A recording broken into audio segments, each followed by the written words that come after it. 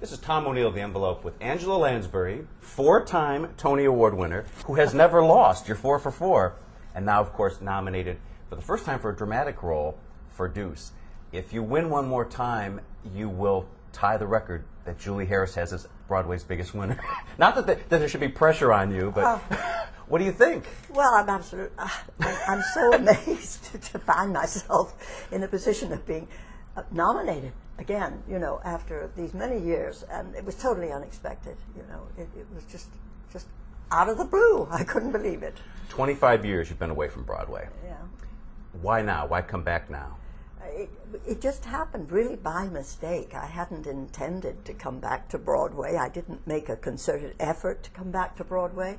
This wonderful play just fell into my lap, and I couldn't say no. It was such a great character.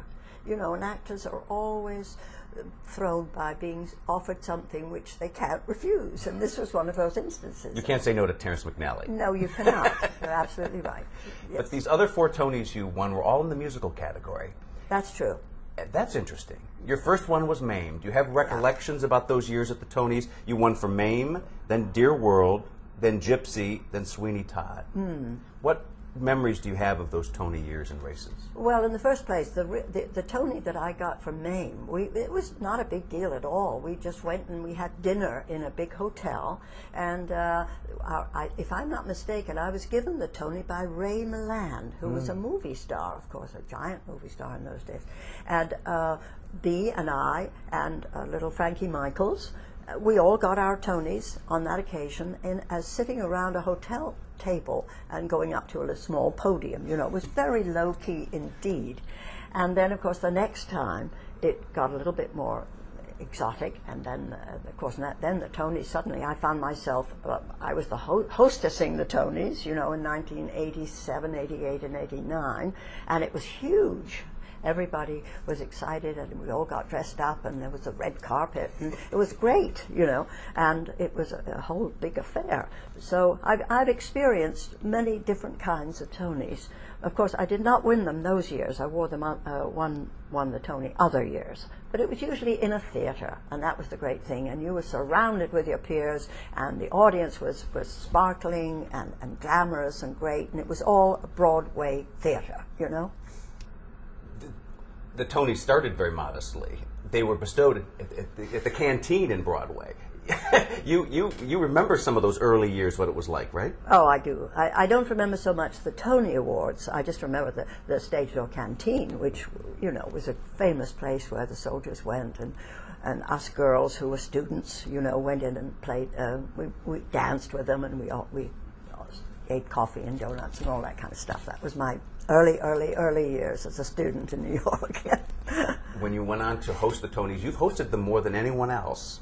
Yeah. And what I think is really interesting about this is as a showbiz journalist, I read the reviews that show business award shows get. And you've never gotten a bad review for hosting an award show. And why I think that's remarkable is you would think the pressure would be on producers to get the jokesters, like the Billy Crystals or the gagsters.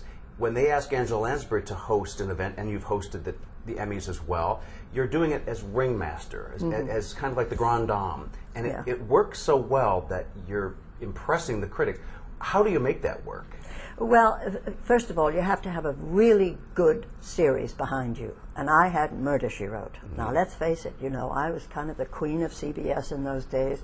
And even though we didn't get Emmys, we did get the audience. And we had a huge audience every week on every Sunday night. So they were ready for me, and they loved the idea of me coming out looking hopefully like $1 million, dressed by Bob Mackie in wonderful, wonderful dresses, and changing my dress every time I came out the door.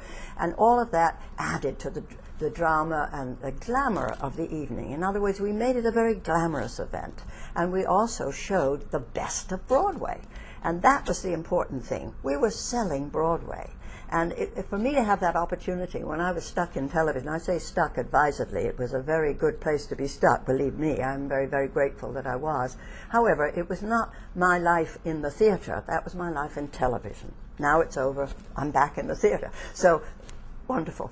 But that I think, added to the excitement and the interest on the part of the audience, really.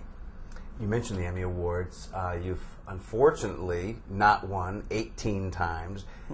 It's a big joke, actually, among good insiders. It's a huge joke. It is, because if you the win press well, let's explain that. If you win the Tony Award, you will be the biggest winner of one show business award and the biggest loser of another. And since show business is all about irony, I think there's something very funny about that, but maybe not so funny either. What do you think? Well, I think there is a certain irony there. It sort of says to me, you belong in the theater, kiddo, you know.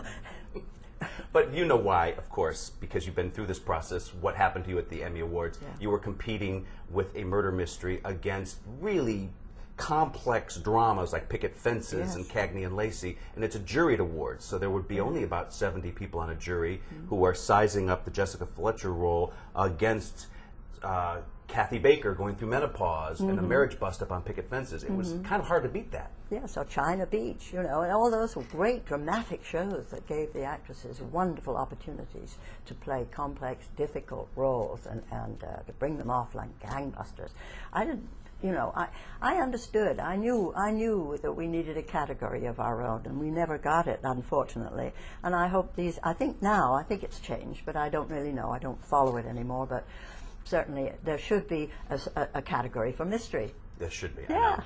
But there is a category for variety performances, and I think you came closest to winning that Emmy when Sweeney Todd was up in the 80s. It was the Showtime version, right? It was. Yes. And but what was interesting is that they combined genders, so you were nominated against George Hearn, your co-star, and of course the bloodthirsty Sweeney devoured you. Oh, well, he deserved it. But the point is that I didn't mind it. The interest and the enthusiasm for the show was so tremendous, and is to this day. And it thrills me to know that young people today are watching that tape of Sweeney Todd as we shot it in Los Angeles, incidentally. We shot that at the Music Center in Los Angeles. At 9 o'clock in the morning, we were doing the show at night. We nearly killed ourselves doing it. You know, how we managed to keep our voices, I'll never know. Singing at 9 and singing at 8 o'clock that night, you know. But it was very well Huge shot, show. and so it really preserved arguably the greatest American musical. There would some people I would say think that. so.